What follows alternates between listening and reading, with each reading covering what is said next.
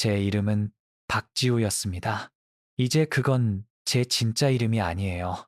다시는 공개적으로 제 진짜 이름을 쓸 수 없습니다. 두만강을 건넌 지 3년이 지났지만 제 얼굴은 여전히 체제의 반역자 명단에 있어요. 8년간 국가 피아니스트로 활동하면 그렇게 되죠. 그래서 이제 저는 다른 사람입니다. 새로운 이름, 새로운 정체성, 새로운 삶. 하지만 옛삶, 완벽한 손으로 완벽한 선전을 연주하던 그 완벽한 피아니스트는 매일 밤 저를 괴롭힙니다. 특히 눈을 감으면 강에서 쓰러지는 진호가 보이거든요. 그리고 앞으로 몇 분 동안 여러분께 세 가지를 말씀드리겠습니다. 첫째, 협조회 중 5초짜리 금지된 라디오 방송이 어떻게 평생의 확신을 모두 파괴했는지, 남쪽의 뉴스를 듣는 것처럼 단순한 일이 어떻게 당신을 즉시 국가의 적으로 만들 수 있는지요. 둘째, 황금세장에서 사는 게 어떤 느낌인지 북한에서 가장 명망 있는 피아니스트로 김정은 앞에서 연주하며 북한 사람이 꿈꿀 수 있는 모든 걸 가지면서도 모든 특권이 감옥의 또 다른 창살일 뿐이라는 걸 깨닫는 것. 당신의 성공이 당신이 더 감시받고 더 갇히고 더 탈출할 수 없다는 의미라는 걸 아는 게 어떤 느낌인지요. 그리고 셋째, 왜 진호라는 젊은 첼리스트가 나와 내 아내, 그리고 3살 딸이 사람들이 무엇을 생각할지 선택하는 나라에 도착할 수 있도록 얼어붙은 강에서 죽었는지. 왜냐하면 그의 죽음은 단순한 비극이 아니었거든요. 그건 5초의 진실에 대한 대가였습니다. 불가능한 탈출의 대가. 호기심이 사형에 해당하는 범죄인 세상의 유일한 장소에서 왔을 때 자유의 대가였죠. 하지만 진호가 왜 모든 걸 희생했는지 이해하려면 그날 밤 평양 대극장에서 제가 무엇을 들었는지 알아야 합니다. 그리고 그건 피아노 하나로 시작됩니다.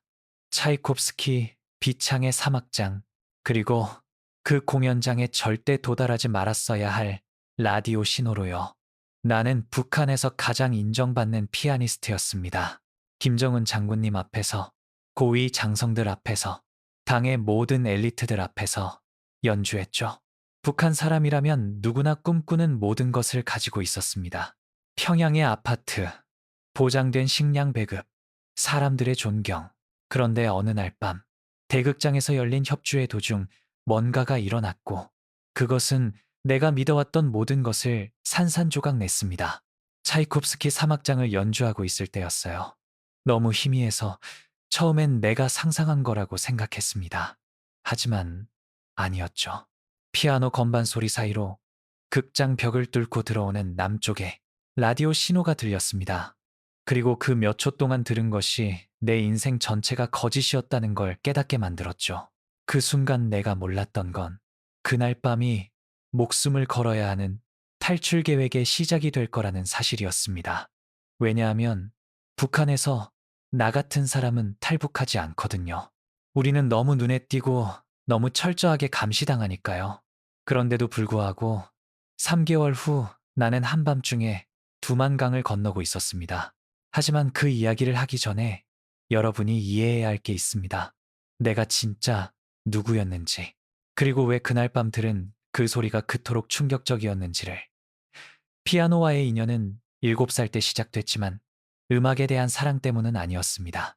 어머니가 당 간부가 평양예술학교에 재능 있는 아이들이 필요하다고 말하는 걸 우연히 들었기 때문이죠. 북한에서 재능은 선물이 아닙니다. 생존을 위한 도구죠. 그리고 우리 어머니는 그 누구보다 그 사실을 잘 알고 계셨습니다. 처음 피아노를 만진 건 학교의 춥디 추운 교실에서였어요. 악기는 음이 맞지 않았고 건반 3개가 빠져 있었지만 내게는 세상에서 가장 아름다운 물건이었습니다. 전쟁 전 모스크바에서 공부했다는 늙은 선생님이 내가 치는 걸 5분 동안 지켜보시더니 모든 걸 바꿔놓을 말씀을 하셨죠. 이 아이는 인민의 피아니스트 손을 가졌구만. 그 순간엔 그게 무슨 뜻인지 이해하지 못했습니다. 하지만 어머니는 아셨죠. 그날 밤 모란봉구역에 있는 우리 아파트로 돌아왔을 때 어머니는 우셨습니다. 슬픔이 아니라 안도감으로요. 왜냐하면 북한에서 예술 분야의 인민 칭호는 식량 배급, 겨울철 난방, 북한 주민 99%가 절대 누릴 수 없는 삶을 의미했으니까요. 그 후 10년은 잔인한 일상의 연속이었습니다. 매일 8시간씩, 주 6일 연습, 손가락에서 피가 났고 손목은 끊임없이 아팠지만 한 번도 불평하지 않았어요. 왜냐하면 포기하고 싶을 때마다 학교 창문 밖으로 보이던 쌀 배급을 받기 위한 끝없는 줄이 생각났거든요. 옛날 동네 아이들, 움푹 들어간 얼굴과 찢어진 옷을 입은 그 아이들이 떠올랐죠. 나는 그런 삶에서 벗어났습니다. 그리고 그 대가는 내 손의 고통이었어요. 16살 때 처음으로 고위 간부 앞에서 연주했습니다. 만수대 예술극장에서 열린 협주회였고 나는 겁에 질려 있었어요. 실수 때문이 아니라 단 한 번의 잘못된 제스처, 너무 서구적이거나 부르주아적으로 들리는 하나가 모든 걸 망칠 수 있다는 걸 알았으니까요. 북한에서는 음악조차 정치니까요. 북한 작곡가의 곡을 연주했습니다. 위대한 수령님의 영광과 인민의 승리에 관한 내용이었죠. 기술적으로는 단순했지만 내가 꾸며낼 수 있는 모든 감정을 쏟아부었습니다. 그리고 통했어요. 협주회가 끝나고 그 간부가 다가와 악수를 하며 말했습니다. 동무, 언젠가 원수님 앞에서 연주하게 될 것이오. 그 말이 자랑스러움으로 가득 채워줬어야 했는데 내가 느낀 건 두려움이었습니다. 왜냐하면 그 순간 깨달았거든요. 내 인생은 더 이상 내 것이 아니라는 걸, 체제의 것이라는 걸, 그리고 내가 성공할수록 더 철저히 감시당할 거라는 걸. 그리고 맞았습니다. 20살이 됐을 때 개인 비서가 배정됐어요. 공식 업무는 협조의 일정을 돕는 거였죠. 실제 업무는 내가 나누는 모든 대화, 읽는 모든 책, 입 밖으로 내는 모든 생각을 보고하는 거였습니다. 북한에서 성공은 자유를 주지 않습니다. 사슬로 묶어버리죠. 하지만 솔직히 말하면 수년 동안 나는 그 사슬을 받아들였습니다.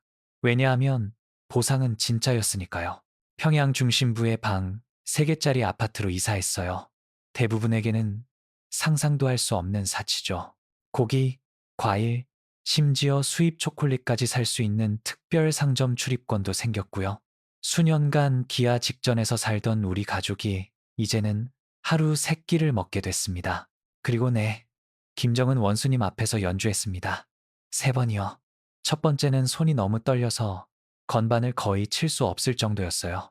그분은 일열에 앉아 계셨고 장군들과 간부들에 둘러싸여 우리 모두가 아는 그 표정 없는 얼굴로 계셨죠. 쇼팽을 연주했습니다. 원수님이 가장 좋아하신다는 작곡가라고 들었거든요. 끝나고 나서 그분은 정중하게 박수를 치시고는 떠나셨어요. 한마디도 없이요. 그리고 나는 안도했습니다. 왜냐하면 수령님의 침묵은 관심보다 나으니까요. 제 아내 혜진도 음악가였습니다. 국가교향악단의 바이올리니스트였죠. 합동 리허설 중에 만났고 1년 후 결혼했어요. 물론 당의 승인을 받고서요. 북한에서는 사랑조차 공식 도장이 필요하니까요.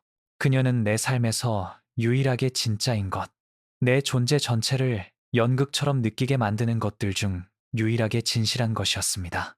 우리에겐 딸이 하나 있었어요. 민서, 3살이었죠. 그리고 바로 그 아이 때문에 전에는 무시했던 질문들을 하기 시작했습니다.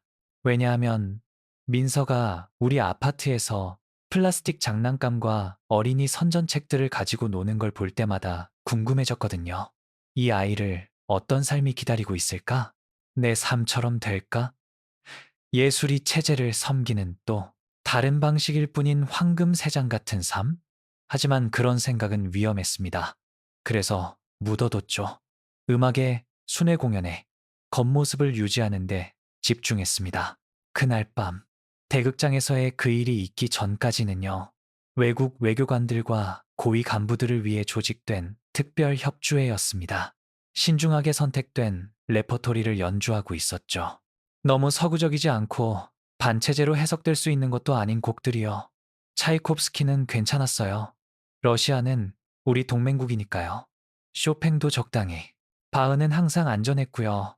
차이콥스키의 비창 사막장을 연주하고 있었습니다. 부드럽고 우울한 구절이었는데 그때 들렸어요. 처음엔 음향 시스템 간섭이라고 생각했습니다. 하지만 아니었죠. 목소리였어요. 여자 목소리, 한국어로 말하고 있었는데 억양이 달랐습니다. 남쪽 억양이었죠. 그리고 다른 소식으로 대한민국 경제가 이번 분기 3.5% 성장했으며 실업률은 역대 최저치를 기록했습니다. 겨우 5초였어요. 어쩌면 더 짧았을 수도 있죠. 하지만 충분했습니다. 왜냐하면 그 5초 동안 내 평생 한 번도 들어본 적 없는 뭔가를 들었거든요. 외부 세계의 정보가 평범하게 전달되는 걸요. 적의 선전으로도 아니고 제국주의의 거짓말로도 아니고 그냥 뉴스로요. 손가락은 자동으로 계속 연주했지만 머릿속은 멈춰 있었습니다. 왜냐하면 방금 들은 게 사실이라면, 남쪽이 정말 그렇게 번영하고 있다면, 그럼 우리가 배워온 모든 것은 무엇을 의미하는 걸까요? 자본주의의 비참함은, 우리가 살고 있다는 사회주의 낙원은 협조회를 자동 조종 모드로 끝냈습니다. 박수를 받았고 인사했고 악수했죠. 하지만 내면에서는 뭔가가 부서져 있었습니다. 그리고 몰랐던 건 그 작은 균열, 그 미세한 의심이 무시할 수 없는 틈으로 변할 거라는 사실이었죠. 왜냐하면 그날 밤 집에 돌아와 거실 어둠 속에 앉았을 때 무서운 걸 깨달았거든요. 내 인생에서 처음으로 그 서사의 의문을 품었다는 걸. 그리고 북한에서 의문을 품는 것은 배신으로 가는 첫걸음이니까요. 하지만 훨씬 더 큰 문제가 있었습니다. 단 이틀 후에 알게 될 문제였죠. 내 호기심을 생사의 문제로 바꿔버릴 문제요. 왜냐하면 알고 보니 그날 밤 그 신호를 들은 게 나만은 아니었거든요. 협주회가 끝나고 이틀 후 예상치 못한 방문객이 찾아왔습니다. 이른 아침 겨우 7시였는데 누군가 문을 똑똑똑 3번 정확하게 두드렸어요. 오직 한 부류의 사람만 그렇게 두드립니다. 바로 보위부, 국가안전보위부 사람이죠. 문을 열었더니 거기 서 있었습니다. 40대쯤 되어 보이는 남자, 흠잡을 데 없는 올리브색 제복을 입고 모든 보안 요원들이 가진 그 시선으로 저를 봤어요. 마치 당신을 꿰뚫어 볼 수 있는 것처럼요. 말없이 신분증을 보여줬고 나는 발밑에 바닥이 흔들리는 걸 느꼈습니다. 동무 피아니스트, 너무나 차분한, 지나치게 차분한 목소리로 말했습니다. 지난 화요일 협주회에 대해 몇 가지 질문할 게 있습니다. 들어가도 되겠습니까? 진짜 질문이 아니었어요.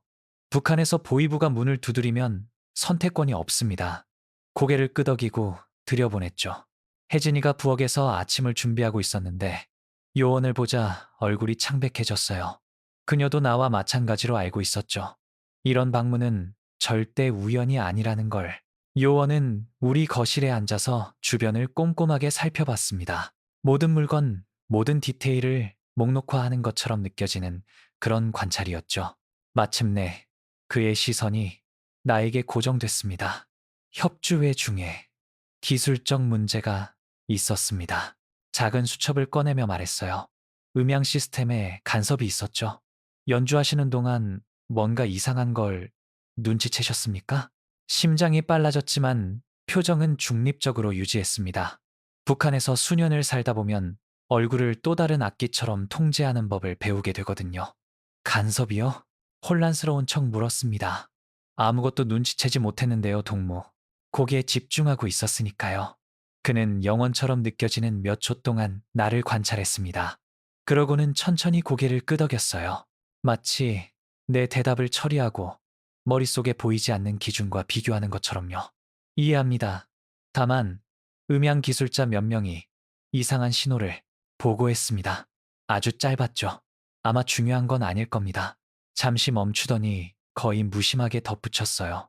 동무, 집에 라디오가 있습니까? 바로 그거였습니다. 사소한 대화로 위장한 진짜 질문이요. 왜냐하면 북한에서 외국 주파수를 잡을 수 있는 라디오를 가지고 있는 건 목숨을 앗아갈 수 있는 범죄니까요. 국가에서 승인한 라디오만 있습니다. 즉시 대답했어요. 모두가 가지고 있는 그거요. 사실 잘 작동도 안 합니다. 또 다른 침묵, 또 다른 날카로운 시선. 그러고는 놀랍게도 요원이 일어섰습니다. 좋습니다. 그냥 일상적인 확인이었습니다. 이른 아침에 방해해서 죄송합니다. 동무 피아니스트. 당신은 국가의 보물입니다. 부적절한 외부 영향으로부터 보호해야 하니까요. 외부 영향이라고 말하는 방식이 내 피를 얼어붙게 만들었습니다. 하지만 웃으며 고개를 끄덕이고 문까지 배웅했죠. 그가 떠나자 문을 닫고 거기 서서 손의 떨림을 통제하려고 애썼습니다. 혜진이가 다가왔고 그녀의 목소리는 거의 속삭임이었어요. 뭐였어? 무슨 간섭? 말할 수 없었습니다. 아직은요. 왜냐하면 내가 들은 걸 말하면 그녀를 위험에 빠뜨리는 거니까요. 북한에서 지식은 위험합니다. 그리고 그걸 공유하는 건 더 위험하죠. 모르겠어. 거짓말했습니다. 아마 그냥 기술적 문제였을 거야. 하지만 우리 둘 다 알고 있었어요. 보이부는 기술적 문제 때문에 일상적인 방문을 하지 않는다는 걸. 그 후 며칠은 심리적 고문이었습니다. 집 밖으로 나갈 때마다 시선을 느꼈어요. 모든 대화가 잠재적인 함정처럼 느껴졌죠. 그리고 최악은 들었던 걸 멈출 수 없다는 거였어요.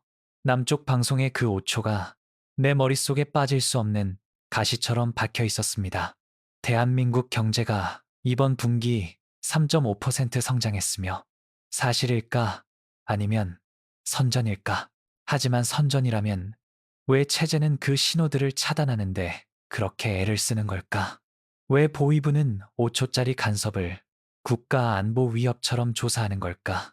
논리는 단순하고 끔찍했습니다.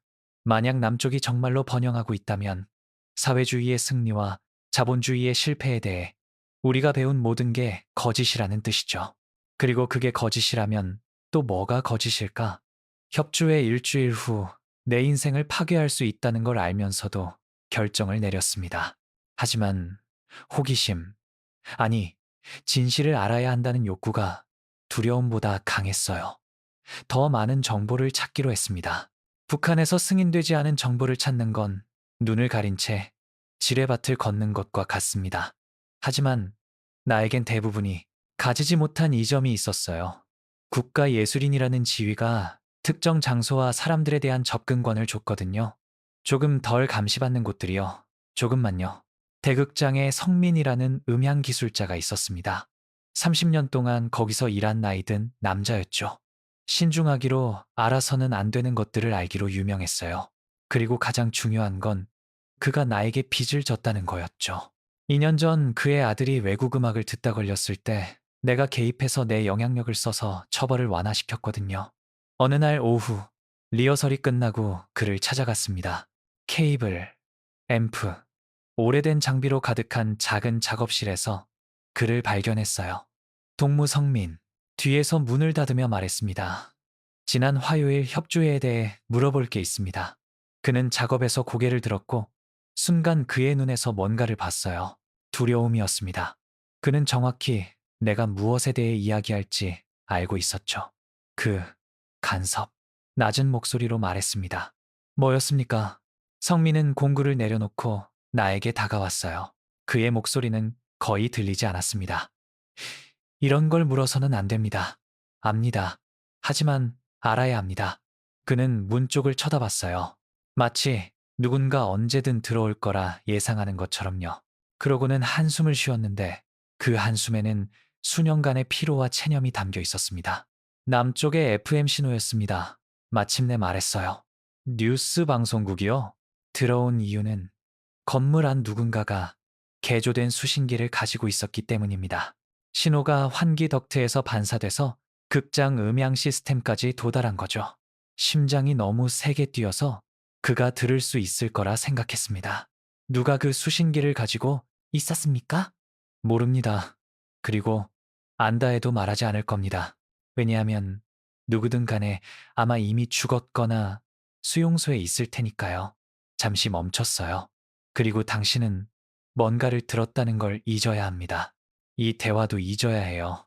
왜냐하면 보이부가 그날 밤 극장에 있던 모든 사람을 찾고 있거든요. 방이 돌아가는 것 같았습니다. 모든 사람을요? 모두요. 음악가, 기술자, 청소 직원. 우리를 하나씩 신문하고 있습니다. 반응을 보인 사람, 관심을 보인 사람을 찾는 거죠. 여기 와서 멍청한 질문을 하는 당신 같은 사람을요. 그의 목소리에 담긴 두려움은 진짜였고 나는 끔찍한 실수를 저질렀다는 걸 깨달았습니다.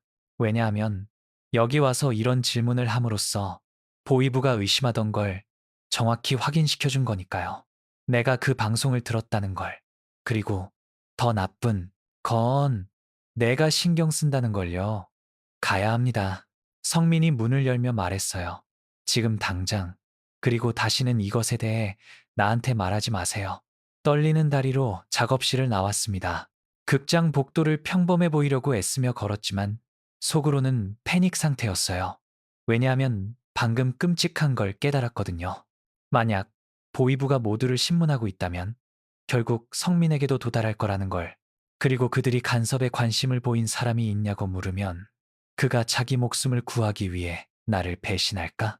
북한에서 충성심은 당신의 생존이 걸릴 때까지만 지속됩니다. 그리고 나는 방금 내 생존과 그의 생존 둘 다를 위험에 빠뜨린 거죠. 그날 밤 잠을 잘 수 없었습니다. 깨어서 천장을 바라보며 복도의 모든 소리를 듣고 있었어요. 모든 게 끝났다는 걸 의미할 그 세 번의 똑똑한 노크. 소리를 기다리면서요. 혜진이는 내 옆에서 잠들어 있었고 자기도 모르게 위험에 빠뜨려진 걸 모른 채였죠. 그리고 옆방에서는 민서가 3살의 순수함으로 자고 있었어요. 아빠가 방금 안보 위험 요소가 됐다는 걸 전혀 모른 채요. 하지만 몰랐던 건, 그 순간 알 수 없었던 건 성민과의 대화가 녹음됐다는 사실이었습니다.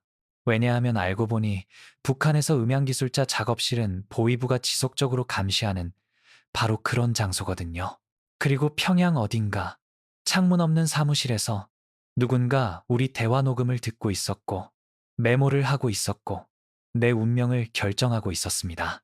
성민과 대화를 나눈 지 3일 후 그가 사라졌습니다. 공식 발표도 없었고 설명도 없었어요.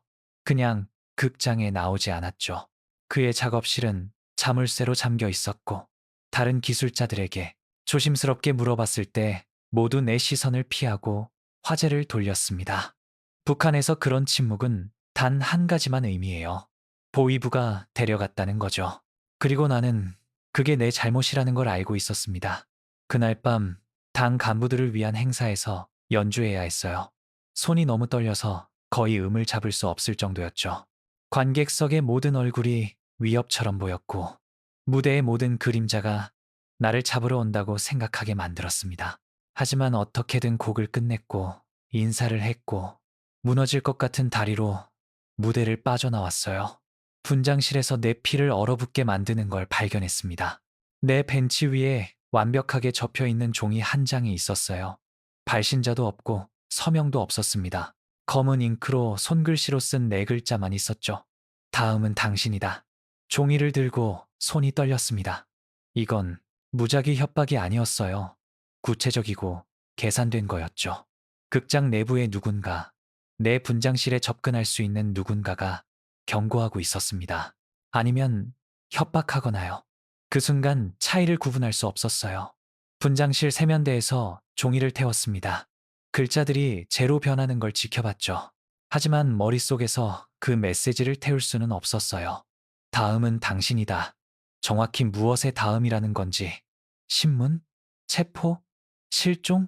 그날 밤 집에 도착했을 때 혜진이가 깨어 있었습니다. 거실에서 날 기다리고 있었어요. 얼굴은 창백했고 손에는 내 발걸음을 멈추게 만든 뭔가를 들고 있었죠. 우리 배급표였습니다.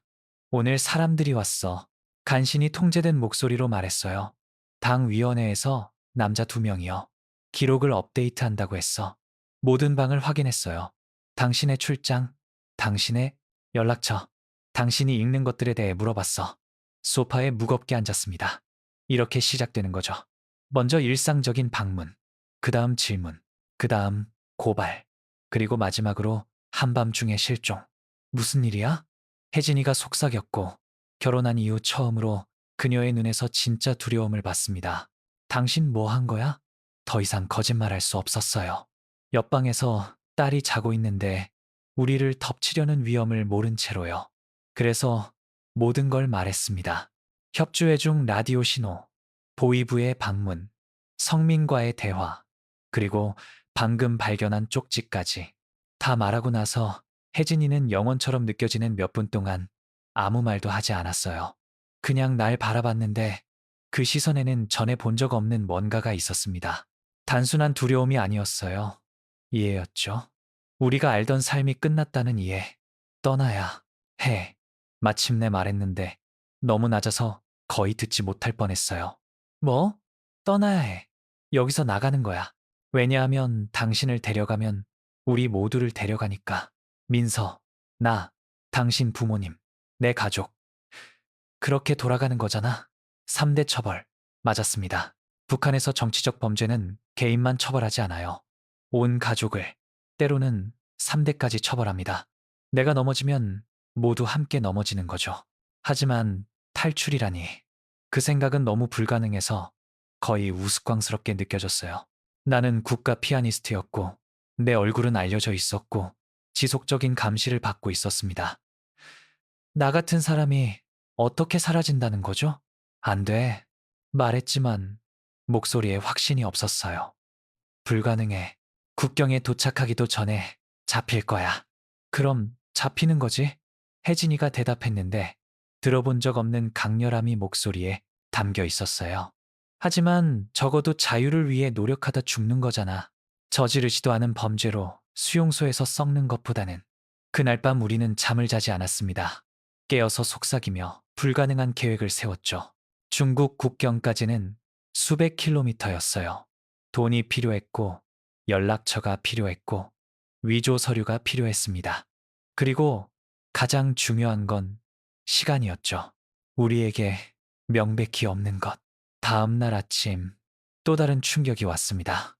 극장에서 리허설 준비를 하고 있을 때 젊은 음악가 중 한 명, 진호라는 첼리스트가 다가왔어요.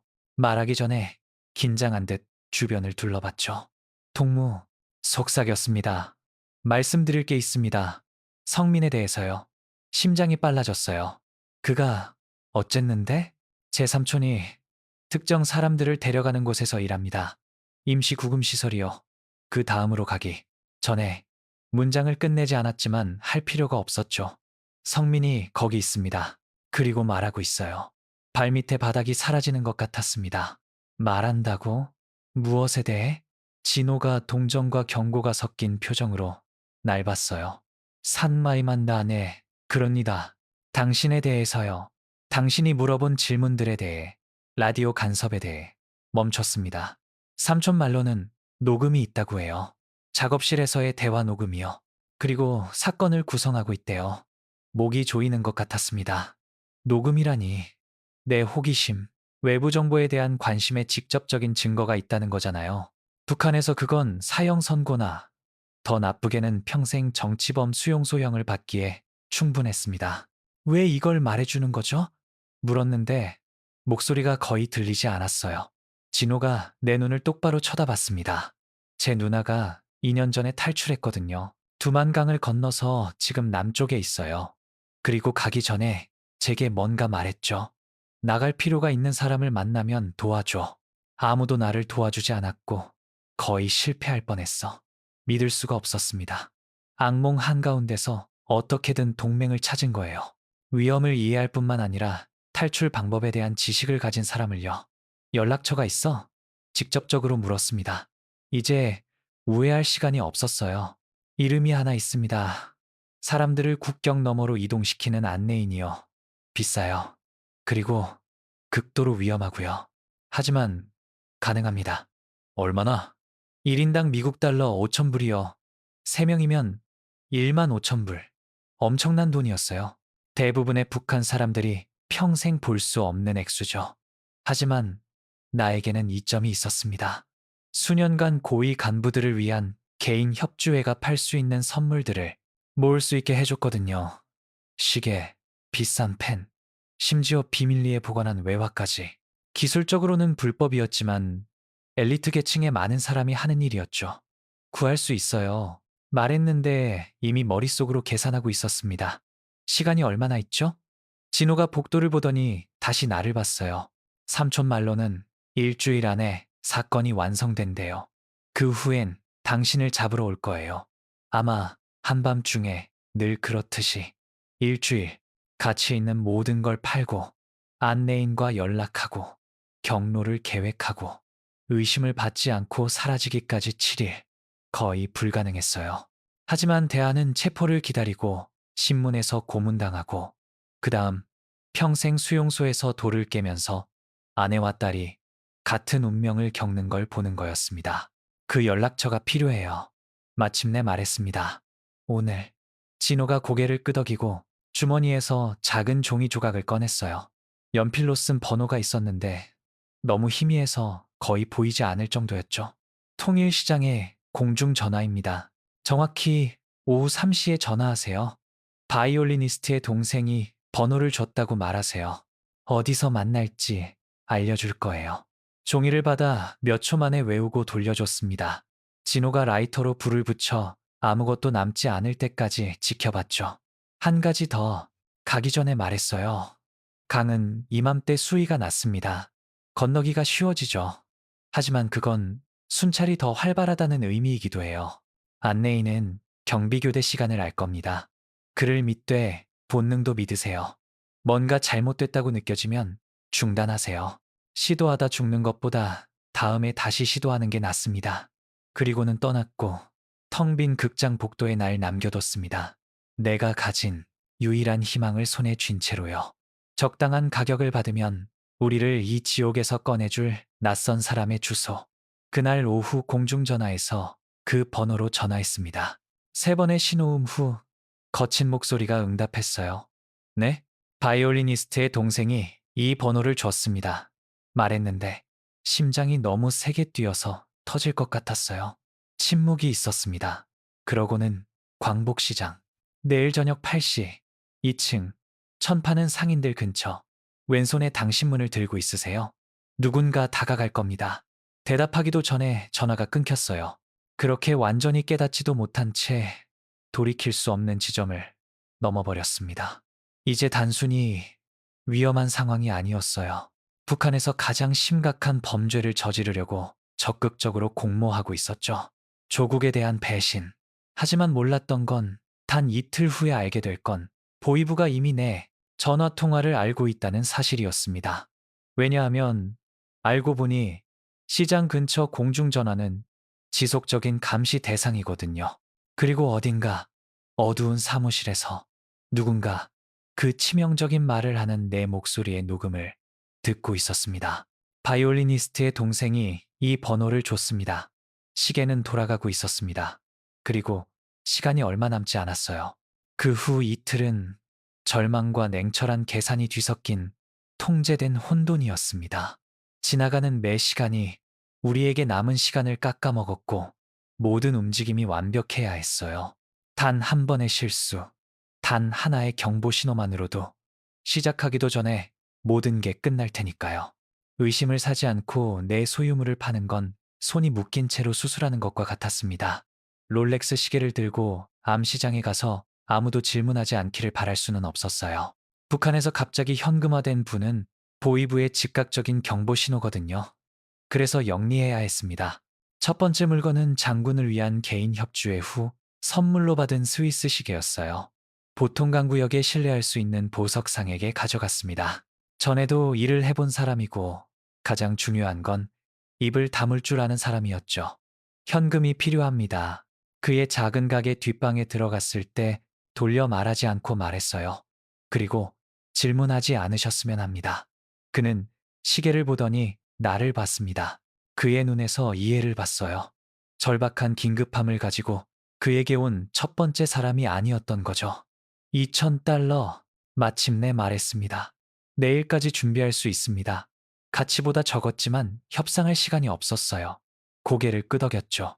몽블랑펜은 더 쉬웠습니다. 문화성의 한 간부가 몇 달 동안 사려고 했었거든요.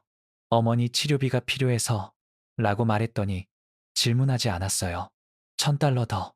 나머지는 더 어두운 곳에서 왔습니다. 침실 느슨한 판자 밑에 숨겨둔 금목걸이 3개가 있었어요. 더 나은 시절의 잔재로 최후의 수단으로 보관해 뒀던 거죠. 평양 국경 근처에서 불법으로 활동하는 중국 상인에게 팔았습니다. 2,000달러 더. 둘째 날 오후까지 1만 1천 달러가 있었어요. 충분하지 않았지만 그래야만 했습니다. 혜진이가 자기 보석을 팔아서 기여했어요. 결혼식 때와 가족 선물로 받은 몇 안 되는 것들이었죠. 눈물을 글썽이면서도 얼굴에 결연함을 띤 채 결혼 목걸이를 내놓는 그녀를 보는 건 내 인생에서 가장 고통스러운 순간 중 하나였습니다. 그냥 물건이야. 내 표정을 보고 말했어요. 민서는 진짜고, 우리의 자유도 진짜야. 나머지는 그냥 금속이랑 돌멩이일 뿐이지. 드디어 만남의 밤이 왔습니다. 10월 20일 저녁 8시 광복시장. 눈에 띄지 않는 평범한 옷을 입고 아침 노동신문을 가져갔어요. 혜진이는 민서와 함께 집에 남았고 나가면서 그녀의 눈에서 소리내어 말할 수 없는 모든 걸 봤습니다. 두려움, 희망, 그리고 이것이 우리가 서로를 보는 마지막일지도 모른다는 끔찍한 가능성. 광복시장은 그 시간에도 활기로 들끓고 있었습니다. 가격을 외치는 상인들, 흥정하는 손님들, 튀긴 음식 냄새가 헌옷과 싼 화학제품 냄새와 섞여 있었어요. 군중 속에 사라질 수 있는 그런 장소였죠. 일상의 소음 아래 속삭임으로 불법 거래가 일어나는 곳. 2층으로 올라가 천 파는 상인들 구역을 찾았고 면 롤을 파는 가게 근처에 섰습니다. 왼손에 신문을 들고 있었는데 우스꽝스러울 정도로 눈에 띄는 것 같았어요. 마치 범죄자 여기 있음이라는 팻말을 든 것처럼요. 5분이 지났습니다. 그 다음 10분. 지나가는 매분마다 편집증이 커졌어요. 함정일까? 보이부가 계속 날 추적하고 있었던 걸까? 언제든 요원들에게 둘러싸일까? 그때 한 여자가 다가왔습니다. 50대쯤으로 거친 얼굴, 평범한 노동자 복장이었어요. 천을 살펴보는 척하며 내 옆에 섰죠. 오늘 밤 간이 고요하네요. 나를 보지 않고 말했습니다. 암호 문구였어요. 진호가 가르쳐준 대로 대답했습니다. 하지만 별은 밝네요. 그녀가 거의 눈에 띄지 않게 고개를 끄덕였어요. 따라오세요. 거리는 유지하고요. 10m. 서두르지 않고 걸어나가며 가끔 다른 가게에 들러 완벽하게 자연스러웠습니다. 나는 그녀를 따라갔는데 심장이 너무 세게 뛰어서 모두가 들을 수 있을 거라 확신했어요. 시장, 밖으로, 옆길로, 그 다음 좁은 골목으로 향했습니다. 마침내 그녀가 표시 없는 문을 열고 들어갔어요. 몇 초 기다렸고 주변을 살펴 아무도 따라오지 않는지 확인한 후 뒤따라 들어갔습니다. 내부는 버려진 창고였고 낡은 상자와 녹슨 장비로 가득 차 있었어요. 뒤쪽에 단 하나의 램프로 비춰진 곳에 나무 의자에 앉은 남자가 있었습니다. 40대쯤으로 단단한 얼굴, 왼쪽 볼에 흉터가 있었죠. 중국산 담배를 피우고 있었는데 나를 봤을 때 아무 감정도 드러내지 않았어요. 앉으세요. 뒤집힌 상자를 가리키며 말했습니다. 앉았어요. 여자는 그의 뒤에 서서 말없이 경계하고 있었죠. 진호가 말하길 건너야 한다고 하더군요. 3명. 당신, 당신 아내, 당신 딸. 질문이 아니었습니다. 네, 돈 있어요? 재킷 안주머니에서 봉투를 꺼냈습니다. 그가 받아서 숙련된 손가락으로 돈을 세었어요. 다 세고 나서도 그의 표정은 변하지 않았습니다. 4천 부족하네요. 속이 무너지는 것 같았어요. 구할 수 있는 게 전부였어요. 며칠만 더 주시면 며칠이 없어요. 그가 단조로운 목소리로 끊었습니다. 보이부가 예술인 구역에서 소탕 작전을 벌이고 있습니다. 의심스러운 연결이 있는 사람은 누구든 체포하고 있어요. 기다리면 나머지 돈을 구하기도 전에 감방에 있을 겁니다. 세상이 기울어지는 것 같았습니다. 언제요? 내일 밤, 늦어도 모레까지 멈췄습니다. 하지만 들으세요. 확률에 대해 거짓말하지 않을 겁니다. 어린아이를 포함한 3명이 순찰이 활발한 이 시기에 건너는 건 위험해요. 매우 위험합니다. 확률이 어떻게 되죠? 그가 나를 똑바로 쳐다봤는데 그의 눈에서 놀라운 걸 봤어요. 잔인한 정직함이었습니다. 반반이요. 지난 5년간 200명을 이동시켰습니다. 180명이 건너편에 도착했어요. 20명은 안 했고요. 20명이 죽었다는 거죠. 20가족이 파괴됐고요. 하지만 대안은 체포의 확실성, 고문의 확실성, 수용소의 확실성이었습니다. 하겠습니다. 말했어요. 우리가 할게요. 그가 고개를 끄덕였는데 그 대답을 예상했던 것처럼요. 좋아요. 1만 1천으로도 가능합니다. 더 가혹한 조건을 받아들인다면요. 국경까지 차량 없이 전부 걸어갑니다. 산악 루트로 3일간 도보 여행이란 뜻이죠. 당신 아내와 딸이 감당할 수 있겠어요? 혜진이를 생각했어요. 평양으로 이사하기 전 시골에서 자란 그녀를요. 겨우 3살이지만 나이에 비해 강한 민서를요. 감당할 수 있습니다. 최소한의 장비, 1인당 작은 배낭 하나, 어두운 옷, 튼튼한 부츠, 지연될 경우를 대비해 4일치 식량, 전자제품 금지, 보석 금지, 소음 내거나 빛을 반사할 수 있는 것 금지. 모든 말을 머릿속으로 기록하고 있었어요. 만남 장소는 해산역입니다. 당신들 셋이 평양에서 일반 기차를 타고 친척 방문하는 관광객처럼요. 여행 서류 있어요? 구할 수 있습니다. 제게. 연락처가 있어요. 좋아요. 해산에 도착하면 제가 말해줄 특정 호텔에 머무세요. 제 연락책이 첫날 밤에 데리러 와서 국경으로 가는 여행을 시작할 겁니다. 두만강을 건너는 건데 이 계절에는 허리까지만 오는 지점이 있어요. 국경 순찰은 새벽 3시에 교대합니다. 15분의 창이 있죠. 건너편에서는요. 건너편에는 중국 연락책들이 있습니다.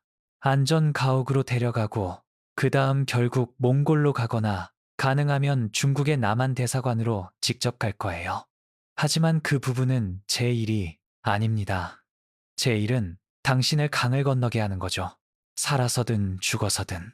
살아서든 죽어서든이라고 무심하게 말하는 방식이 내 피를 얼게 만들었습니다. 한 가지 더. 콘크리트 바닥에 담배를 비비며 끄면서 말했어요. 순찰대가 우릴 발견하면, 포위당하면 즉각적인 결정을 내려야 합니다. 도망쳐서 가족이 붙잡힐 위험을 감수할 건가요? 아니면 항복해서 모두 수용소에 가는 걸 보장할 건가요? 정답은 없어요. 그냥 그 순간이 올 수 있다는 걸 알았으면 하는 겁니다. 그리고 오면 결정할 시간이 딱 3초 정도일 거예요. 숨을 쉴 수가 없었습니다. 우리가 하려는 일의 현실이 기차처럼 날 덮쳤어요. 낭만적인 탈출 모험이 아니었습니다. 우리 목숨을 판돈으로 건 절박한 도박이었죠. 평양은 언제 떠나죠? 간신히 안정된 목소리로 물었습니다. 뭐래요? 아침 6시 기차. 여행 서류는 내일 밤까지 준비돼야 합니다. 할 수 있어요? 펜을 사간 문화성 간부를 생각했어요. 부패했고 서류에 접근할 수 있었고 가장 중요한 건 가격만 맞으면 질문하지 않을 사람이었죠. 할 수 있습니다. 그럼 해산에서 봅시다. 라권 호텔. 307호실을 물어보세요. 등록할 때 실명을 쓰지 마세요. 매니저가 우리 편이니 가짜 이름을 줄 겁니다. 일어서며 회의가 끝났다는 걸 나타냈어요. 그리고 마지막 하나. 신경 쓰는 사람에게 작별 인사를 하되 자연스럽게 하세요. 극적인 작별은 안 돼요. 눈물도 안 돼요. 그냥 그 기차에 탈 때까지 평범한 일상이요. 여자가 다른 경로로 또 다른 골목을 통해 큰 거리로 돌아가도록 날 안내했습니다. 헤어지기 전에 시장 이후 처음으로 말했어요. 제 오빠가 3년 전 당신 안내인과 건넜어요. 낮은 목소리로 말했습니다. 지금 서울에서 살고 있어요. 좋은 사람이에요. 거칠지만 공정하죠. 데려갈 수 있다고 하면 데려갈 수 있어요. 그리고는 밤속으로 사라졌고 고장난 가로등 아래에 떨리는 손으로 가족의 운명을 쥔 채 날 남겨뒀습니다. 집에 돌아왔을 때 혜진이가 기다리고 있었어요. 민서는 자고 있었죠. 모든 걸 말했습니다. 계획, 위험, 확률, 그리고 다 말하고 나서 그녀는 오랫동안 아무 말도 하지 않았어요. 그냥 내 손을 잡고 꽉 쥐고는 고개를 끄덕였습니다. 모래, 속삭였어요. 이 거짓말에 이틀 더. 그리고 자유 아니면 죽음. 그날 밤 우리는 함께 깨어 있었습니다. 옆방에서 딸의 부드러운 숨소리를 들으며 48시간 후 우리 삶이 영원히 바뀔 거라는 걸 알면서요. 하지만 몰랐던 건 단 12시간 후에 알게 될 건 우리에게 48시간이 없다는 사실이었습니다. 왜냐하면 평양 어딘가에서 보위부 요원이 방금 나를 체포하라는 명령을 받았거든요. 그리고 그들은 바로 그날 밤 오고 있었습니다. 새벽 2시 17분, 복도에서 발소리가 들렸습니다. 늦게 퇴근하는 이웃의 평범한 발소리가 아니었어요. 여러 명이었죠. 무거웠고 조율돼 있었습니다. 특정 목적을 가진 남자들 무리만이 내는 그런 발소리였어요. 침대에 있었는데 기술적으로는 자고 있었지만 사실은 며칠 동안 유지해온 반의식 상태였죠. 본능적으로 눈을 완전히 떴고 머리가 완전히 처리하기도 전에 심장이 빨라지기 시작했습니다. 발소리가 멈췄어요. 우리 문 바로 앞에서요. 침대에서 뛰어내려 혜진이를 흔들었습니다. 그녀의 첫 번째 본능은 말하는 거였지만 손으로 그녀의 입을 막았어요. 보이부야. 그녀의 귀에 직접 속삭였습니다. 여기 왔어. 어둠 속에서 그녀의 눈에 공포가 밀려드는 걸 봤어요. 하지만 그녀의 공로로 비명을 지르지도 패닉에 빠지지도 않았습니다. 그냥 고개를 끄덕였는데 그 끄덕임에서 내가 그녀와 사랑에 빠지게 만든 결연함을 봤죠. 밖에서 낮은 목소리들이 들렸어요. 아파트 번호를 확인하고 있었고 맞는지 확인하는 중이었습니다. 문을 두드리기까지 아마 30초 정도 있었어요. 운이 좋으면 1분, 민서방으로 빠르게 움직였습니다. 그 애는 깊이 잠들어 있었고 작은 가슴이 고요한 숨결로 오르내리고 있었어요. 조심스럽게 안아 올렸고 담요로 감쌌습니다. 반쯤 깨어나 소리를 내기 시작했지만 빠르게 입술에 손가락을 갖다 댔어요. 놀이로 가르쳤던 침묵의 보편적 제스처였죠. 감사하게도 기억해줬습니다. 혜진이는 이미 가방에 물건들을 집어넣고 있었어요. 옷, 부엌의 음식, 준비해뒀던 신분증. 더 챙길 시간이 없었습니다. 우리 아파트는 4층이었어요. 정문은 불가능했죠. 거기 그들이 있었으니까요. 하지만 다른 선택지가 있었습니다. 몇 달 전 화재 안전 점검 중에 발견한 거였어요. 뒤쪽 발코니들을 연결하는 외부 비상계단. 발코니로 나갔습니다. 시벌 공기는 얼음장처럼 차가웠고 민서가 내 품에서 떨었어요. 완전히 깨어나기 시작했죠. 아빠? 혼란스러워하며 중얼거렸어요. 숨바꼭질하는 거야. 속삭였습니다. 아주 조용해야 해. 아빠를 위해 할 수 있지? 고개를 끄덕였는데 큰 눈은 여전히 잠에 흐릿했어요. 비상계단은 건물 옆면을 따라 내려가는 녹슨 구조물이었습니다.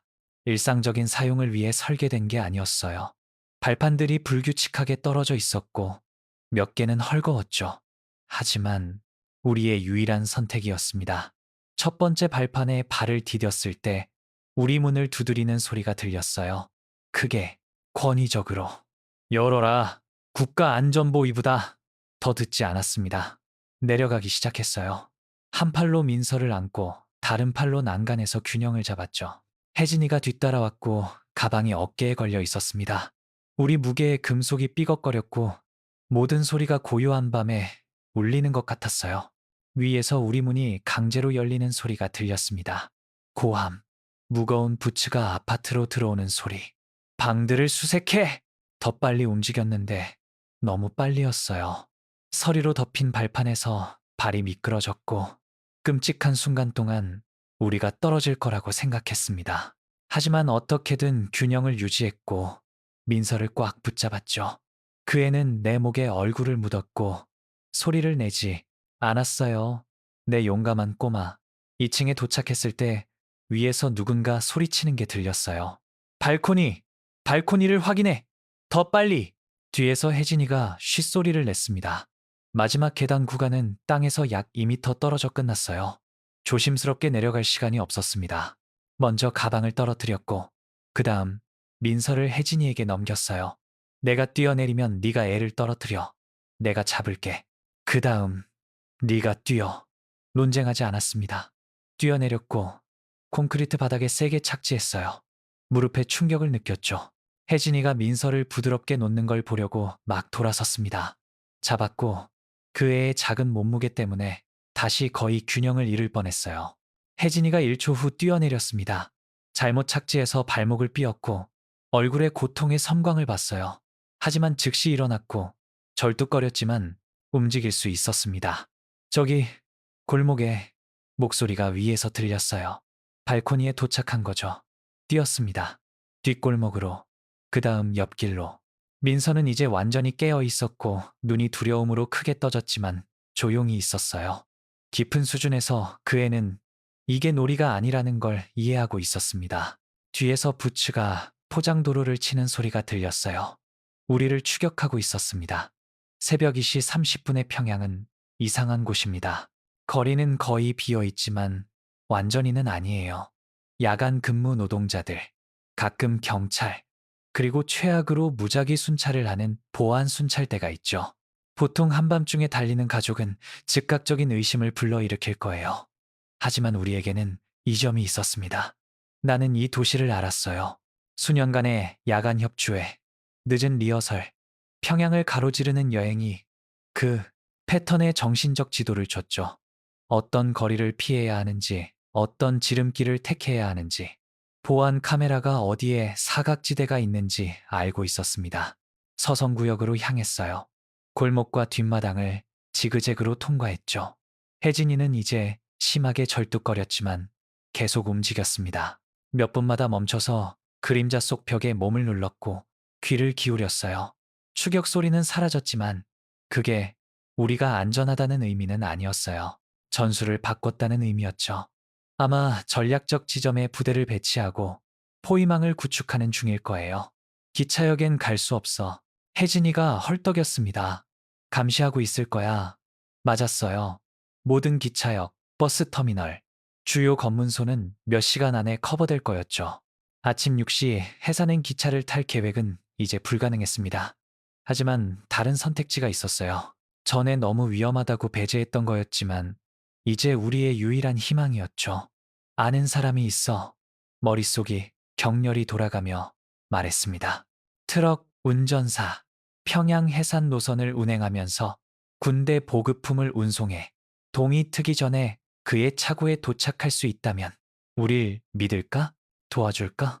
2년 전 그의 아들을 금지된 음악 듣기 혐의에서 구했어. 나한테 빚이 있지. 큰 빚. 차고는 사동공업지구에 있었어요. 약 5km 거리였죠. 보통은 1시간 걸리는 거리지만 민서를 안고 있고 혜진이가 절뚝거리는 상태라면 2배는 걸릴 거였습니다. 2배의 시간이 없었어요. 일출은 5시 45분이었습니다. 트럭들은 5시 30분에 출발했죠. 그 전에 도착하지 못하면 보위부가 적극적으로 우리를 찾는 평양에 갇히게 될 거예요. 움직이기 시작했습니다. 그림자 속에 머물며 큰 거리를 피했어요. 민서는 내 품에서 다시 잠들었고 나에 대한 그 애의 절대적 신뢰가 감동적이면서도 무서웠습니다. 그 애는 아빠가 정말로 우리를 여기서 빠져나가게 할 수 있는지 전혀 모른다는 걸 몰랐죠. 새벽 3시 45분, 거의 잡힐 뻔했습니다. 교차로를 건너고 있을 때 불빛을 봤어요. 보위부 차량이 거리를 천천히 움직이고 있었고 탐조등이 인도를 훑고 있었습니다. 뒤로 돌아갈 시간도 숨을 곳도 없었어요. 저기 혜진이가 뒤집힌 쓰레기통을 가리켰습니다. 그 뒤로 몸을 숨겼고 최대한 작아졌어요. 악취가 끔찍했지만 완전히 움직이지 않았습니다. 차량이 멈췄어요. 바로 우리 앞에서요. 문이 열리는 소리, 부츠가 포장도로를 밟는 소리가 들렸습니다. 골목을 확인해. 목소리가 명령했어요. 다가오는 발소리, 손전등 빛이 훑고 점점 가까워졌죠.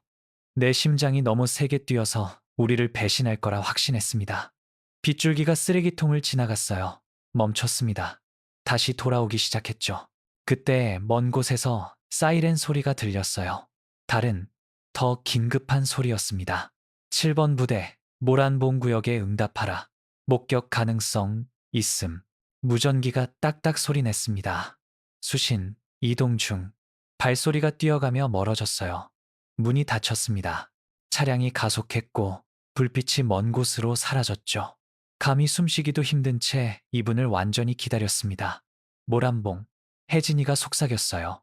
그건 도시 반대편이야. 어떻게? 오늘 밤 다른 누군가도 도망치고 있어. 죄책감과 안도감이 뒤섞인 채 말했습니다. 아니면 잘못된 목격이거나 어느 쪽이든 우리에게 시간을 벌어줬어. 계속 갔습니다. 거리들이 첫 활동의 징후를 보이기 시작했어요. 이른 노동자들, 배달 트럭들, 더 조심스럽게 움직여야 했지만 덜 눈에 띄게도 만들었죠. 이른 아침에 걷는 가족은 이상하지만 경보는 아니었어요. 새벽 5시 15분, 드디어 차고에 도착했습니다. 철조망 울타리로 둘러싸인 큰 단지였고 여러 트럭이 줄지어 주차돼 있었어요. 운전사들이 출발 전 점검을 시작하고 있었습니다. 박창호를 찾았는데 그의 트럭 타이어를 확인하고 있었어요. 낡은 군용 차량으로 뒷부분에 녹색 방수포가 덮여 있었죠.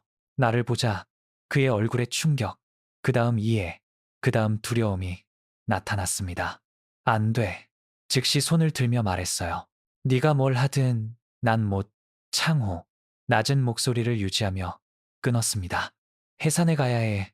오늘, 지금. 그는 혜진이를 절뚝거리고 흙으로 뒤덮인 모습을 봤어요. 그 다음 내 품에서 여전히 반쯤 자고 있는 민서를, 그 다음 다시 나를 봤는데 내 눈에서 절망을 봤을 거예요. 보이부가 지금 네 아파트에 있지. 그렇지? 질문이 아니었습니다. 고개를 끄덕였어요. 그가 낮게 욕을 하며 긴장하게 주변을 둘러봤습니다. 날 도와주다 잡히면 내 가족이 알아. 그리고 다른 선택이 있었으면 절대 부탁 안 했어. 하지만 없어. 그리고 넌 나한테 빚이 있어, 창호. 내 아들 목숨에 대한 빚. 비열한 수였어요. 그걸 그에게 쓰는 게. 하지만 미묘한 조작을 할 시간이 없었습니다. 그는 눈을 감고 자신과 싸웠어요. 그러고는 눈을 뜨고 길고 떨리는 한숨을 내쉬었습니다. 방수포 밑에 뒤쪽에 의료 보급품 상자들이 있어.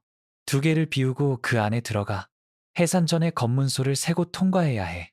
각각에서 경비들이 화물을 검사할 수 있어. 만약 그러면 문장을 끝내지 않았어요. 이해해. 해산에 도착하면 바로 가. 즉시 날 모르는 거야. 본 적 없는 거고. 확실해? 확실해. 트럭 뒤로 들어갔습니다. 의료 보급품 상자들은 나무로 만들어졌고 약 1미터 사방이었어요. 창호가 두 개를 비우는 걸 도왔고 조작을 숨기기 위해 주변에 내용물을 쌓았습니다. 공기가 거의 없을 거야. 경고했어요. 그리고 해가 뜨면 더워질 거고 너희 중 누구라도 폐쇄공포증이 있으면 괜찮을 거야. 말했지만 사실인지 확신할 수 없었어요. 먼저 민서를 상자에 넣었고 혜진이가 옆에 꽉 껴안았습니다. 그들은 나이에 비해 작았어요. 수년간의 제한된 배급 덕분이었죠. 하지만 그래도 아주 빡빡했습니다. 나는 두 번째 상자에 들어갔고 불편한 자세로 몸을 구부렸어요. 창호가 뚜껑을 못 찌랬는데 공기를 위한 작은 공간을 남겼습니다. 아무 소리도 내지 마. 나무에 가려진 목소리로 말했어요. 무슨 일이 있어도 경비들은 막대기로 상자를 쳐서 속이 비었는지 확인해. 비명을 지르거나 소리를 내면 찾을 거야. 그리고 그의 발소리가 멀어지는 게 들렸어요. 엔진이 시동 걸렸습니다. 트럭이 움직이기 시작했죠. 그리고 그 상자의 숨막히는 어둠 속에서 우리 인생에서 가장 무서운 여정이 시작됐습니다. 시간 감각을 잃기 전까지 그 상자 안에 얼마나 있었는지 모르겠습니다. 30분이었을 수도, 3시간이었을 수도 있어요. 어둠은 절대적이었고 너무 짙어서 무게가 있는 것 같았습니다. 공기는 부족했고 모든 숨을 측정해야 했어요. 얕게, 통제하면서요. 열기는 해가 떠오르면서 점진적으로 왔습니다. 나무 상자가 오븐으로 변했고 곧 땀으로 흠뻑 젖었어요. 근육은 공간을 달라고 비명을 질렀고 몇 시간 동안 유지하도록 설계되지 않은 부자연스러운 각도로 구부러져 있었죠. 하지만 육체적 고통은 심리적 공포에 비하면 아무것도 아니었습니다. 왜냐하면 트럭이 속도를 줄일 때마다 밖에서 목소리가 들릴 때마다 생각했거든요. 이 순간이다. 우릴 찾았어. 첫 번째 검문소는 평양을 떠난 지 약 1시간 후에 왔습니다. 트럭이 감속하고 완전히 멈추는 걸 느꼈어요. 엔진이 꺼졌죠. 목소리들, 거칠고 권위적이었습니다. 여행 서류, 화물 명세서, 창호가 대답하는 소리가 들렸는데 목소리가 조심스럽게 무심했어요. 모두 정상입니다, 동무. 해산군 병원용 의료 보급품입니다. 뒤쪽을 열어 심장이 멈췄습니다. 옆 상자에서 혜진이와 민서의 얕은 숨소리가 들렸어요. 민서가 이 순간을 선택해서 소리를 내지 않기를 조용히 기도했습니다. 방수포가 들어올려졌어요. 상자 틈새로 낮의 빛이 스며들었습니다. 트럭 뒤로 올라오는 발소리. 무거웠어요. 군하였죠. 장비가 많네. 경비가 말했습니다. 새 병원이요. 모든 게 필요하니까요. 침묵. 그러고는 두려워했던 소리가 났어요. 금속이 나무를 치는 소리. 경비가 막대기로 상자를 치면서 메아리를 듣고 텅 빈 소리가 나는지 확인하고 있었습니다. 쿵, 쿵, 쿵. 점점 더 가까워졌어요. 몸의 모든 근육을 긴장시켰고 준비했습니다. 만약 내 상자를 치면, 다르게 들리면, 의심하면, 쾅! 소리가 상자를 통해 울려 퍼졌고 너무 커서 고막이 터질 거라 생각했어요. 진동이 전기 충격처럼 몸을 관통했습니다. 하지만 비명을 지르지 않았어요. 어떻게든 불가능하게도 입을 다물고 있었습니다. 침묵, 영혼 같은 침묵. 괜찮네.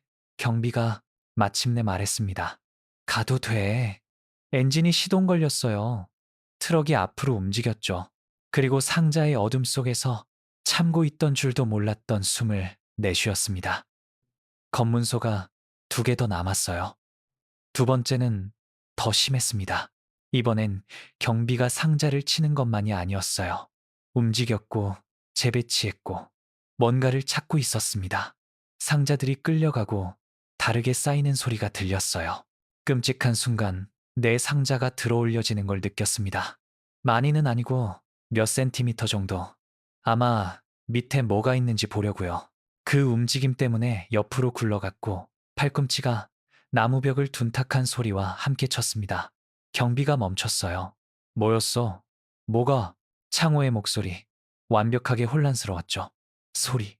저 상자에서. 아마 장비가 자리 잡은 거겠죠, 동무. 약병 몇 개가 헐거워요. 또 다른 고통스러운 침묵. 그러고는 열어. 안 돼, 안 돼, 안 돼, 안 돼. 동무? 열라고 했어. 저기 저거.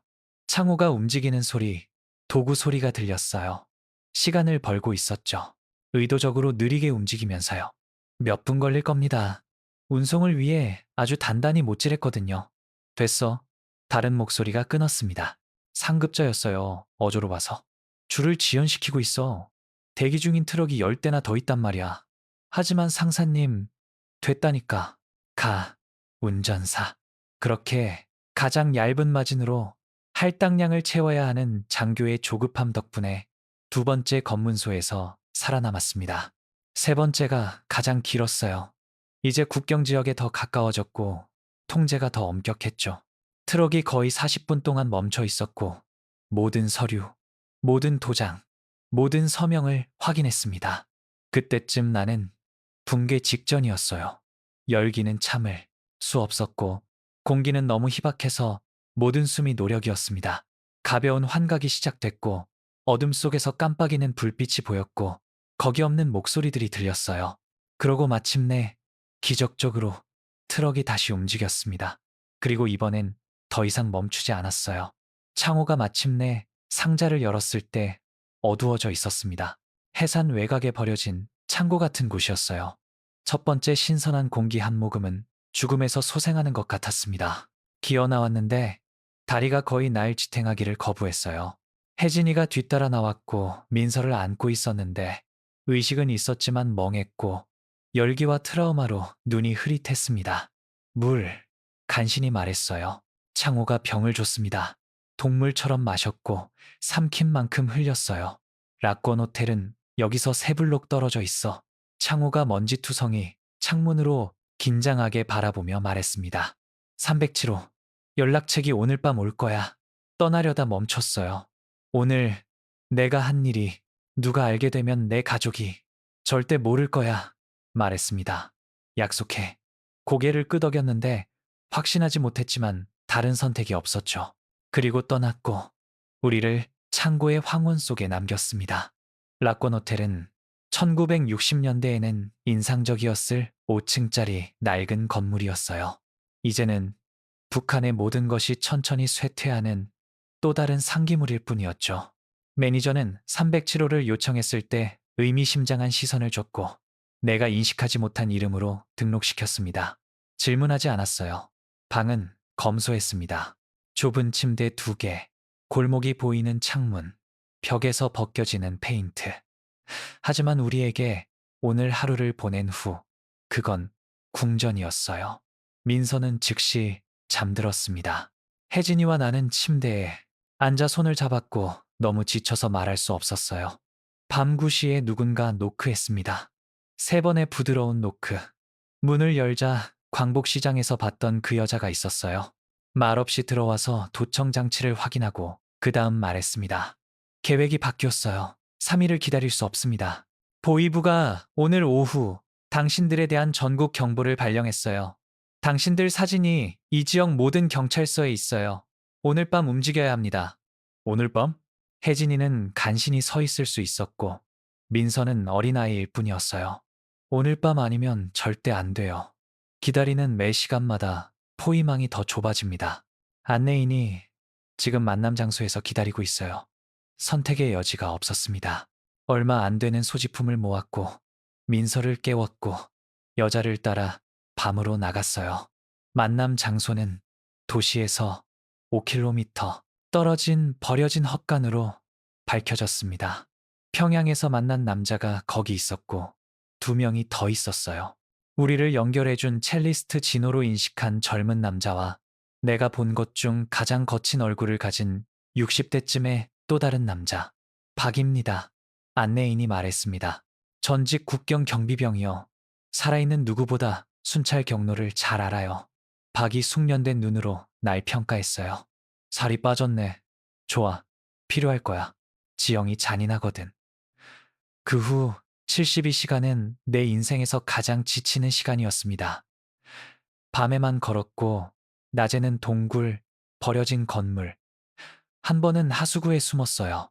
지형은 산악이었고 바위투성이었고 표시된 길이 없었습니다. 모든 걸음이 의도적이어야 했고 모든 소리를 최소화해야 했죠. 민서는 놀라웠어요. 한 번도 불평하지 않았고 울지 않았습니다. 작은 발이 신발 안에서 피 흘리고 있었을 때도요. 너무 피곤해서 걸을 수 없을 때 내가 안았어요. 내가 너무 지쳤을 때 혜진이가 안았죠. 그렇게 교대하며 한계를 넘어 몸을 끌었습니다. 둘째 날, 거의 발견될 뻔했어요. 나무 무리에 숨어 있을 때 국경 순찰대가 20m도 안 되는 거리를 지나갔습니다. 4명의 병사, 소총으로 무장하고 개들과 함께요. 개들이 우리 냄새를 맡았어요. 짖기 시작했고 우리 방향으로 끈을 잡아당겼습니다. 박이 즉시 반응했어요. 배낭에서 작은 패킷을 꺼내 우리에게서 멀리 던졌습니다. 움직이는 물체를 쫓도록 훈련된 개들이 그쪽으로 방향을 바꿨죠. 후추랑 육포, 나중에 속삭였어요. 산만하게 만들어. 하지만 한 번만 통해. 셋째 밤, 드디어 강에 도착했습니다. 북한과 중국을 나누는 두만강이 어둠 속에서 우리 앞에 펼쳐졌어요. 상상했던 것만큼 넓지 않았고 아마 40m 정도. 하지만 달빛 속에서 흐름이 보였고 빠르고 위험했습니다. 여기서 건너 박이 강이 조금 더 평온해 보이는 지점을 가리키며 말했어요. 물이 어른 허리까지 와. 아이한텐 가슴까지 올 거야. 안고 가야 해. 시계를 확인했어요. 순찰대가 20분 후에 교대해. 신호하면 건너. 빠르지만 튀기지 말고. 소리가 퍼지니까. 고통스러운 침묵 속에서 기다렸습니다. 혜진이가 가쁘게 숨쉬는 소리가 들렸고 민서의 몸이 내 몸에 대고 떨리는 게 느껴졌는데 추위인지 두려움인지 몰랐어요. 그때 박이 손을 들었어요. 앞을 가리켰습니다. 시간이었습니다. 물에 들어갔어요. 추위가 충격이었고 너무 얼어서 몸이 반사적으로 긴장했습니다. 하지만 계속 갔고 민서를 흐름 위로 들어올리고 혜진이가 바로 뒤에 있었어요. 강바닥은 불규칙했고 바위투성이었습니다. 2번 거의 넘어질 뻔했어요. 물이 허리까지 왔고 끌어당기며 균형을 잃게 하려고 했죠. 내 머리 위로 들린 민서에게는 우리가 바다를 건너는 것처럼 보였을 거예요. 절반쯤 왔을 때 고함이 들렸습니다. 멈춰! 서! 북한 쪽 강둑에서 강력한 조명이 켜졌어요. 순찰대였습니다. 교대 시간에 있으면 안 되는데 거기 있었죠. 뛰어! 박이 소리쳤습니다. 시간이 이상해졌고 늘어났어요. 다음에 일어난 모든 초를 기억할 수 있지만 동시에 흐릿한 순간에 일어난 것 같기도 해요. 총소리, 총알이 주변 물을 치며 물기둥을 만들었습니다. 혜진이가 비명을 질렀어요. 총 맞았다고 생각했지만 계속 움직였고 계속 앞으로 밀고 나갔습니다. 중국 쪽에서 더 많은 불빛, 그들도 쏠 건가? 자유에서 몇 미터 떨어진 곳에서 죽을 건가? 아니었어요. 중국 불빛은 우리 연락책들이었고 우리를 안내하고 있었습니다. 남은 모든 에너지를 쏟아부어 밀어붙였어요. 물이 더 두꺼워 보였고 시멘트를 통해 걷는 것 같았습니다. 폐가 타올랐고 심장이 너무 세게 뛰어서 터질 거라 생각했어요. 더 많은 총소리. 하나가 내 머리 너무 가까이 지나가서 윙 소리가 들렸습니다. 그리고 발이 단단한 뭔가에 닿았어요. 진흙, 중국 강둑. 손들이 우리를 잡아 앞으로 끌어당겼습니다. 진흙에 넘어졌고 흠뻑 젖었고 떨었지만 살아있었어요. 뒤를 돌아봤습니다. 박과 안내인도 도착했어요. 하지만 진호가 강 한가운데 있었고 움직이지 않았고 주변 물이 빨갛게 변하고 있었습니다. 안 돼. 소리 지르며 돌아가려고 했어요. 하지만 손들이 날 잡았습니다. 못 가. 이미 떠났어. 그리고 북한 쪽 강둑에서 병사들이 조준했지만 건너오지 않았어요. 왜냐하면 이제 여기는 중국이었으니까요. 그리고 우리는 그들의 손이 닿지 않는 곳에 있었습니다. 우리를 강에서 끌어냈고 대기 중인 밴으로요. 떠나면서 마지막으로 뒤를 돌아봤습니다. 진호가 쓰러졌고 그의 몸이 물살에 떠내려가고 있었어요. 그는 우리가 살 수 있도록 죽었습니다. 그리고 우리는 자유였어요. 중국에서의 첫 3일은 내 기억 속에서 흐릿합니다. 끊임없이 이동했어요. 안전가옥에서 안전가옥으로. 같은 장소에 12시간 이상 머물지 않았죠. 중국 연락책들은 효율적이었지만 거리감이 있었고 우리를 이름과 이야기가 있는 인간이 아니라 배달해야 할 귀중한 화물처럼 대했습니다. 진호 생각을 멈출 수가 없었어요. 강 속 그의 몸, 총소리, 그가 그냥 멈춘 방식. 혜진이는 알고 있었습니다. 밤에 깨어있는 날 봤고 천장을 바라보며 그 몇 초를 계속 다시 살고 있었죠. 당신 잘못이 아니야. 속삭였어요. 하지만 우리 둘 다 그게 완전히 사실은 아니라는 걸 알고 있었습니다. 그는 나 때문에 거기 있었어요. 나 때문에 죽었죠. 민서는 기적적으로 우리보다 모든 걸 더 잘 처리하는 것 같았습니다. 아이들에게는 적응하고 불가능한 것을 단순히 삶의 또 다른 부분으로 받아들이는 이상한 능력이 있어요. 진호에 대해 한번 물었습니다. 강에서 친절한 아저씨? 뒤에 남아야 했어. 말했는데 3살짜리에게 죽음을 어떻게 설명하죠? 하지만 우리가 여기 오도록 도와줬어. 나중에 올 거야? 아니 자기야. 못 와. 고개를 끄덕이며 오직 아이들만 가진 단순함으로 받아들였고 다시는 묻지 않았어요. 중국에서 한국까지 여행은 2주가 걸렸습니다. 기차로, 버스로, 한 번은 닭트럭 뒤에 숨어서 이동했어요. 마침내 보안상 이름을 말할 수 없는 중국 도시의 한국 영사관에 도착했습니다. 그 문으로 들어가서 한국 공무원이 한국어로 인사하고 진심 어린 미소와 눈에 두려움 없이 반겨줬을 때 무너졌어요. 그냥 무너졌습니다. 수년간의 긴장, 몇 주간의 공포, 모든 게 한꺼번에 쏟아져 나왔죠. 어렸을 때 이후로 울어본 적 없는 방식으로 울었습니다. 존재하는지도 몰랐던 어딘가에서 나오는 깊고 찢어지는 흐느껴 울음이었어요. 그리고 혜진이가 날 안아줬고 그녀도 울었고 민서가 완전히 이해하지 못했지만 중요한 뭔가가 끝났다는 걸 알고 우리 둘을 안아줬습니다. 이제 안전해요. 공무원이 부드러운 목소리로 말했어요. 집에 오신 겁니다. 하지만 그 단어, 집이 이상하게 느껴졌습니다. 왜냐하면 북한이 32년 동안 내 집이었거든요. 그리고 이제 절대 돌아갈 수 없었죠. 서울행 비행기는 초현실적이었습니다. 비행기 자체가 우리에게는 경이로웠어요. 주는 음식이 나만 기준으로는 단순했지만 잔치였죠. 승무원이 미소 짓고 정치적 동기 없이 친절했습니다. 완전히 다른 세상이었어요. 인천국제공항에 착륙해서 터미널로 나왔을 때 보는 걸 거의 처리할 수 없었습니다. 모든 곳에 밝은 불빛, 광고를 보여주는 거대한 스크린, 자유롭게 걷고 휴대폰으로 통화하고 어깨 너머를 보지 않고 웃는 사람들. 아빠, 민서가 내 소매를 잡아당기며 장난감 파는 가게를 가리켰어요. 구경해도 돼? 구경보다 더 할 수 있어. 다시 눈물이 맺히는 걸 느끼며 말했습니다. 들어갈 수 있어. 만질 수 있고, 원하면 살 수도 있어. 아무도 우릴 막지 않아. 그 애는 그게 무슨 의미인지 완전히 이해하지 못했어요. 하지만 언젠가는 이해할 거예요. 서울 외곽의 탈북민 재정착센터에 배치됐습니다.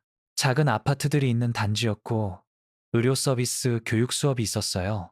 우리 같은 사람들이 수백 명 있었고, 모두 이 새로운 세상에서 사는 법을 이해하려고 애쓰고 있었죠. 적응은 예상했던 것보다 어려웠습니다. 언어만이 아니었어요. 남한 억양과 어휘가 달랐지만요. 기술만도 아니었고요. 32살에 스마트폰 사용법을 배우는 게 날 공룡처럼 느끼게 만들었지만 모든 게 다였어요. 슈퍼마켓에 가서 50가지 종류의 쌀을 보고 어느 걸 선택해야 할지 몰라 얼어붙는 거였어요. TV 뉴스에서 대통령을 공개적으로 비판하는 걸 보고 언제든 경찰이 들이닥칠 거라 예상하는 거였고요. 그걸 어떻게 해야 할지 모르는 절대적 자유였습니다. 그리고 악몽이 있었어요. 세상에 악몽들. 몇 달 동안 매일 밤 땀에 흠뻑 젖어 깨어났고 보이부가 왔다고 모든 게 꿈이었다고 트럭에 그 숨막히는 상자로 돌아갔다고 확신했습니다. 아니면 더 나쁘게 강에 있고 진호가 날 부르며 구해달라고 하는데 나는 그냥 계속 걷는 거였어요. 센터의 치료사가 PTSD라고 말했습니다. 외상 후 스트레스 장애. 생존자에게 정상이에요. 말했죠. 뇌가 위험이 끝났다는 걸 깨닫는데 시간이 걸립니다. 하지만 정말 끝났을까요? 왜냐하면 지금도 몇 년이 지난 후에도 내 일부는 항상 경계하고 있거든요. 항상 어깨 너머를 보고 항상 누군가 내가 여기 속하지 않는다는 걸 발견할 거라 예상하며요. 혜진이는 더 잘 적응했어요. 아니면 적어도 그렇게 보였죠. 악기 가게에서 일자리를 얻었습니다. 전문적으로 바이올린을 연주하는 건 아니었지만 음악에 둘러싸여 있는 게 좋았어요. 그리고 내가 짊어진 죄책감에 무게가 없었습니다. 왜냐하면 진실은 이거거든요. 나는 특권으로 살아남았어요. 유명한 피아니스트였기 때문에 팔 수 있는 자원이 있었죠. 나한테 빚진 사람들을 알았기 때문에요. 운이 좋았기 때문이고요. 진호는 그런 운이 없었어요. 날 도와준 음향기술자 성민은 아마 수용소에서 죽었을 겁니다. 트럭 운전사 창호가 발각됐다면 그의 가족 전체가 처벌받았을 거예요. 우리를 안내한 전직 국경 경비병 박은 중국에서 사라졌고 어떻게 됐는지 절대 알지 못했습니다. 나는 살아있어요. 그들이 대가를 치렀죠. 그걸 안고 어떻게 살죠? 모르겠어요. 아직도 배우고 있습니다. 결국 재정착센터를 떠났어요. 인천의 작은 아파트를 얻었습니다. 전문적으로 피아노로 돌아갈 수 없었어요. 비상계단으로 도망치던 그날 밤, 손상된 내 손은 완전히 기교를 회복하지 못했거든요. 하지만 아이들에게 피아노 개인 레슨을 합니다. 그리고 괜찮아요. 평온하죠. 민서는 이제 9살입니다. 남한 학교에 다니고 서울 억양으로 말하고 케이팝과 치킨을 좋아해요. 가끔 그 애를 보면 그 애가 그 강에 있었다는 걸, 그 세상에 살았다는 걸 믿기 힘들어요. 북한에 대한 이야기를 들려줬어요. 나이에 맞게 편집해서요. 평양의 겨울눈에 대해서, 수령님 생일의 불꽃놀이에 대해서, 예쁜 부분들이요. 왜냐하면 그 애는 트라우마를 짊어지지 않고 어디서 왔는지 알 자격이 있으니까요. 언젠가 더 크면 모든 걸 말해줄 겁니다. 두려움에 대해, 탈출에 대해, 진호에 대해. 왜냐하면 아는 게 중요하니까요. 자유의 대가를 이해하는 게요. 2년 전 협주회 이후 처음으로 아파트의 피아노 앞에 앉았습니다. 손가락이 뻣뻣했고 음들이 불완전하게 나왔어요. 하지만 연주했습니다. 차이콥스키의 비창 사막장을 연주했어요. 라디오 신호를 들었을 때 연주하던 곡, 그리고 이번엔 완전히 연주했습니다. 방해 없이, 두려움 없이, 거짓 없이. 그리고 끝났을 때 혜진이가 문가에 서서 울고 있었어요. 그게 처음이었어. 말했습니다. 당신이 자유롭게 연주하는 걸 들은 게, 그리고 맞았어요. 왜냐하면 북한에서 내 평생 동안 연주한 모든 음은 다른 사람을 위한 거였거든요. 체제를 위해서, 생존을 위해서, 겉모습을 유지하기 위해서. 이게 나 자신을 위해 연주한 첫 번째였습니다. 사람들이 자주 묻는 질문이 있어요. 가치가 있었나요? 위험, 트라우마, 상실이? 그리고 네, 대답은 복잡합니다. 왜냐하면 아니요. 진호의 죽음의 가치는 없었어요. 성민의 고문 가능성의 가치도 없었죠. 발각됐다면 창호의 삶을 파괴한 가치도 없었습니다. 하지만 또한 네, 민서가 두려움 없이 자라는 걸 보는 건 가치가 있었어요. 누군가 신고할까 걱정 없이 공개적으로 혜진이의 손을 잡을 수 있는 것도 가치가 있었죠. 끊임없는 정신적 검열 없이 내 생각을 생각할 수 있는 것도요. 자유에는 대가가 있습니다. 그리고 그 대가는 종종 그것을 추구하는 사람뿐만 아니라 길을 따라 돕는 모든 사람에 의해 지불되죠. 돌아갈 수 있다면 뭔가 바꿀까요? 모르겠어요. 그 질문이 날 괴롭힙니다. 왜냐하면 어떤 결정을 바꾸는 것도 민서가 여전히 북한에 있을 수 있다는 의미일 수 있거든요. 아니면 우리 중 아무도 살아남지 못했을 수도 있고요. 내가 아는 건 이거예요. 그 협주회 중 5초짜리 라디오 방송이 내 인생을 바꿨어요. 선전 너머에 세상이 있다는 걸 보여줬죠. 진실이 범죄가 아닌 세상. 그리고 일단 진실을 보면 보는 걸 멈출 수 없습니다. 거짓말이 더 안전하더라도 거짓으로 돌아갈 수 없어요. 아직도 북한을 생각합니다.